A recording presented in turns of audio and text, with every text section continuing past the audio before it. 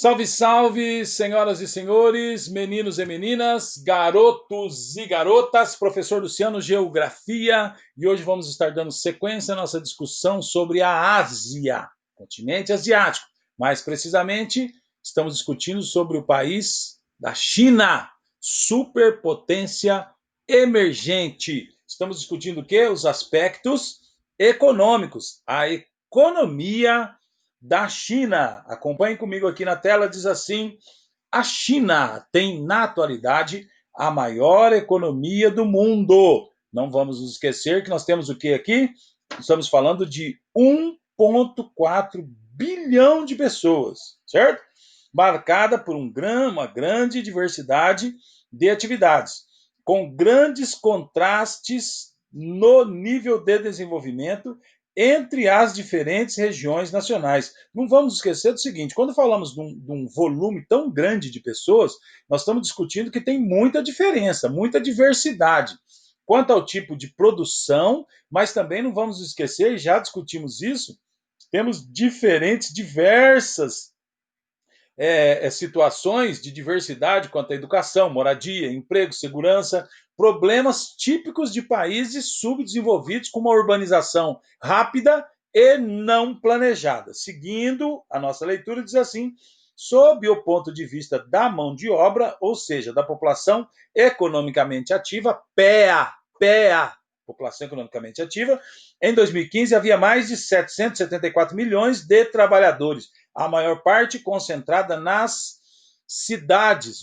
Aqui tem uma tabelinha para você acompanhar comigo. Está descrito assim: a China, composição da população economicamente ativa. Aonde a população economicamente ativa trabalha? Setor primário, secundário e terciário. A população da China ocupa o setor primário, secundário e terciário. Quanto dela está no setor primário? Quanto dela está no setor secundário? E quanto dela está no setor terciário? Em percentual, diz assim: no primário, certo? 28,3%. No secundário, 29,3%. E no terciário, 42,4%. Não se esqueça: setor primário, extração de matérias-primas, commodities; secundário, indústria; terciário, venda de serviços e bens, certo? Dando uma sequência à nossa leitura, acompanhe comigo aqui na tela, diz assim: comparada aos países desenvolvidos, essa composição tem ainda uma parcela muito elevada de trabalhadores no campo, certo? Então, os países mais desenvolvidos têm menos gente no campo.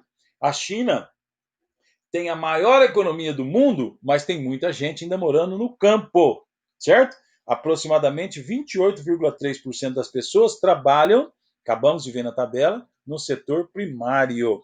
Seguindo a leitura, já que em todos os países mais desenvolvidos, a PEA do setor primário raramente passa quantos? 5%. A China, 28,3%.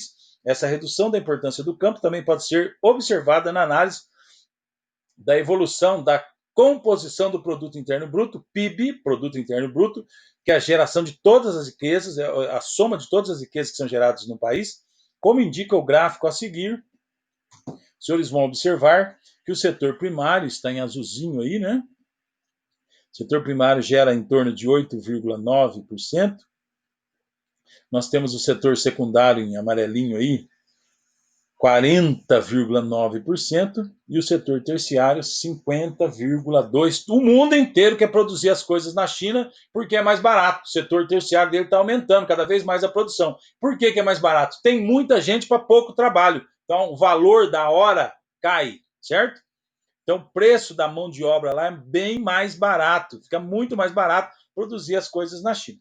Como vemos, então, o setor primário, né, vem sofrendo uma queda acentuada de sua participação na formação do PIB, enquanto o setor terciário cresce aceleradamente. Só para os senhores entenderem, cresce o setor terciário, cresce a indústria. Então o pessoal sai do campo e vai para a cidade. Sai do campo e vai para a cidade, tem emprego para todo mundo? Tem moradia para todo mundo? Tem educação de qualidade para todo mundo? Tem transporte para todo mundo? Tem água encanada para todo mundo? Aí vão aparecendo esses problemas que não é o tema da nossa aula, mas só para os senhores entenderem Diz assim na tela, na sequência da nossa leitura: não podemos, no entanto, menosprezar as atividades econômicas rurais, já que elas ocupam mais de 200 milhões de trabalhadores, mais precisamente 219 milhões de trabalhadores, e geravam mais de 185 bilhões de dólares em 2017. Desse valor, cerca de 55% é gerado pela agricultura, 30% pela pecuária, 12% pela pesca e o restante pela silvicultura. Silvicultura. Professor, o que é silvicultura? Essa palavra provém do latim, quer dizer floresta, silva e cultivo de árvores, cultura. Silvicultura é a arte e a ciência que estuda as maneiras naturais e artificiais de restaurar e melhorar o povoamento nas florestas para atender às exigências do mercado. Siga comigo aqui na tela, diz assim: a agropecuária chinesa passou com a Revolução Socialista em 1949 por uma coletivação das terras, coletivização das terras, com o fim das propriedades privadas e o controle estatal da economia. O governo aumentou a fiscalização sobre a produção a partir de 1958, criando grandes comunidades agrícolas que eram obrigadas a entregar cotas de produtos escolhidos pelo Estado. Eram chamadas de comunas populares e chegavam a ter entre 10 mil e 20 mil famílias cada uma. Segue a leitura comigo. No final da década de 1970, o que estamos discutindo? Ásia, mais precisamente a China, superpotência emergente, estamos discutindo aspectos econômicos. No final da década de 1970, o país adotou a política das 4 modernizações. Quais são essas 4 modernizações? Tecnologia, ciências, agricultura e defesa, a qual permitia a propriedade privada e as cooperativas no campo, além de criar as zonas especiais econômicas, ZEEs, na área litorânea, destinadas à industrialização e abertas a investimentos estrangeiros. No início de 2002, aboliu-se o sistema de cotas obrigatórias de produção agrícola, integrando o campo às reformas que direcionaram o país para uma economia de mercado. Estamos discutindo os aspectos econômicos da China. Estamos discutindo que apesar de 219 milhões de pessoas, de trabalhadores, trabalharem ainda no setor primário, ou seja, 28,3% da população aproximadamente, né? Nós temos uma queda, uma diminuição, certo? Do setor primário influenciando na economia. Por quê? Porque o setor da indústria tem aumentado muito na China. Professor, por que a indústria tem aumentado tanto na China? Porque o mundo inteiro quer produzir as coisas na China. Por que o mundo inteiro quer produzir? Porque o valor da mão de obra lá é barato. Tem muita gente para pouco emprego. A modernização da agricultura, siga comigo na leitura, a modernização da agricultura é recente. Em muitas partes do país, ainda se empregam técnicas arcaicas, antigas de produção, mas isso tem sido suficiente para provocar um enorme êxodo rural e para aumentar a participação do país entre os maiores produtores agrícolas do mundo. Nas regiões áridas e semiáridas do interior da China, existem grandes projetos de irrigação e recuperação de solos, como no Xinjiang e na Mongólia interior, onde se cultivam principalmente algodão e trigo. Principalmente algodão e trigo. Seguindo aqui comigo, a leitura diz assim: a área cultivada com irrigação saltou de 53 milhões de hectares em 2000 para mais de 66 milhões de hectares em 2015, colocando o país na primeira posição mundial nesta forma de produção. Outros aspectos de modernização também podem ser observados pelo aumento do uso de tratores. Está usando trator, mecanização. O trator faz serviço de muitos homens, consequentemente, o pessoal tem que sair do campo e ir para a cidade. Seguindo a leitura, diz assim: um mapa, tá? E o descritivo do mapa diz assim, para que a gente se posicione para observar o mapa, diz assim: os grãos são os produtos agrícolas mais cultivados no país. Quais? Arroz, milho, trigo. Seguidos pelo quê? Pela cana-de-açúcar e pelas frutas. As zonas pecuaristas mais importantes estão onde? No interior. Os produtos de destaque, segundo o último censo governamental, podem ser vistos no mapa a seguir. O senhor vai observar esse mapa, e esse mapa está colorido, certo? Então, por exemplo, trigo está com uma coloração mais amarronzada. Arroz, uma coloração mais esverdeada. Então, o senhor vai observar onde? O senhor vai observar no mapa, que o senhor está observando, olhando aí na tela. Então, do lado direito, o senhor vai observar o local onde é produzido uma quantidade maior de arroz. Zonas pecuaristas, está em cor de rosa. Então, o senhor vai olhando este mapa e vai observando.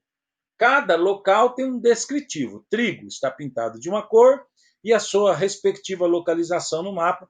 Você faz a comparação para trazer você do abstrato para o concreto. Para trazer você assim, eu gostaria de saber o tamanho, a dimensão disso que está sendo falado. Então, o mapa lhe permite observar isto. Não se esqueça de a Rosa dos Ventos aqui do lado direito, embaixo, tá? Norte, sul, leste, oeste, tá? Isso mostra para você como se localizar. Quando você está olhando lá para cima, você está olhando para o norte. Do lado direito, leste, ao lado esquerdo, oeste, e embaixo, sul. É desta maneira que está descrito este mapa. Siga comigo aqui a leitura. Ao norte das planícies orientais, na Manchúria. Manchúria, certo? É uma vasta região no leste da Ásia, que atualmente inclui o extremo nordeste da China. Seguindo a leitura. E na bacia do Rio Amarelo, graças à presença de solo fértil aluvial. Solos aluviais são criados por quê? Por sedimentos transformados em lugares distantes e transportados por águas de rios e pelos ventos, certo? O que é aluvial? A aluvial são os solos aluviais são criados por sedimentos transformados em lugares distantes e transportados pelas águas dos rios e dos ventos. Não vamos esquecer que os solos são formados pela desintegração das rochas. E depois os senhores vão estudar lá na frente, e assim também os seus horizontes. Não é tema do que nós estamos discutindo hoje. Siga comigo. E na bacia do Rio Amarelo, graças à presença do solo fértil aluvial, LOIS, e as boas condições climáticas. Cultivam-se principalmente trigo e soja, rotacionados anualmente com o milho. Siga comigo a leitura, diz assim: em vista de sua imensa população, a agropecuária tem para a China uma importância estratégica. Por que é que ela tem uma importância estratégica? Porque nós estamos falando de um país com 1,4 bilhão de pessoas. Nós estamos falando da maior economia do mundo. Certo? Então tem uma importância estratégica, já que é uma essencial fonte do quê? De alimentos. Seguindo logo abaixo deste mapa, diz assim: o território chinês é rico em recursos energéticos e minerais que sustentam o desenvolvimento da indústria pesada, sendo a China grande produtora mundial de uma dezena delas.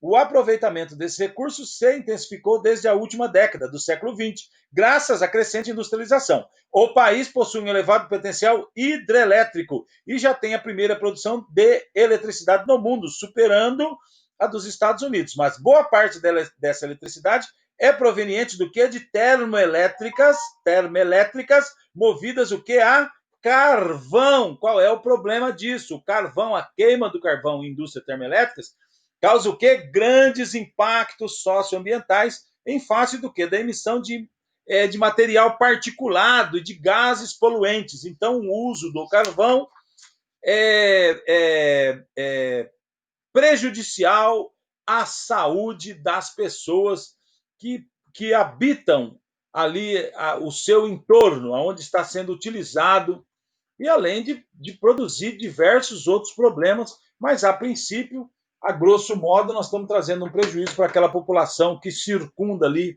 o local onde está sendo produzida essa eletricidade, se utilizando o quê? Se utilizando o carvão como forma de gerar esta eletricidade. Seguindo a nossa discussão, já indo para o final da nossa aula, diz assim: as indústrias chinesas concentram-se nas planícies orientais com uma crescente tendência para a descentralização, certo? Então elas se concentram nas planícies, mas estão se descentralizando. Isso também é importante, porque, gente, tá todo mundo no mesmo lugar, tá tudo no mesmo local, fica uma concentração muito alta de gente ali, mais fácil de infecções, mais fácil de epidemias, mais fácil de pandemias, e aquela aglomeração traz o quê? Traz diversos contrastes: segurança, saúde, educação, alimentação, moradia, N problemas do quê? Que acontecem em países subdesenvolvidos com uma urbanização rápida e não planejada. Então, atualmente, cerca de 43% do PIB provém da produção industrial. A indústria pesada, cimento, siderúrgica, metalúrgica, química, petroquímica e máquinas e equipamentos situa-se principalmente na região da Manchúria, como já discutimos, né?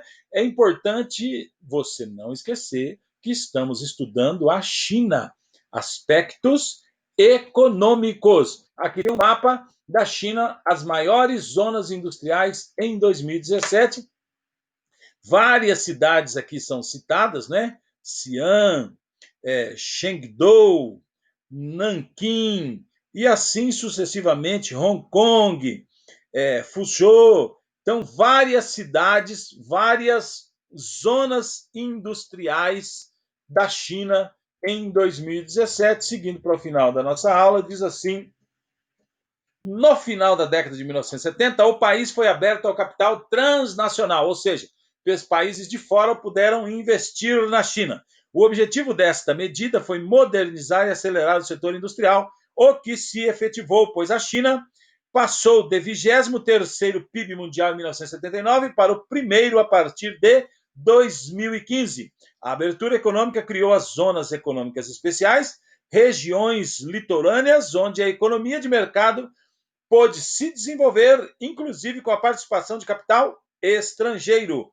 Em consequência disso, a China se tornou o país que mais recebeu investimentos internacionais desde 1987, como já falado e pontuado, muita gente, pouco trabalho, ou seja, a mão de obra fica mais barato você produzir o seu produto na China, o que vem revolucionando seu sistema produtivo industrial, modernizando sua infraestrutura e melhorando o padrão econômico nacional. Bem, discutimos hoje Ásia, mais precisamente a China, superpotência emergente, os aspectos econômicos. Quero agradecer a você, muito obrigado e até mais.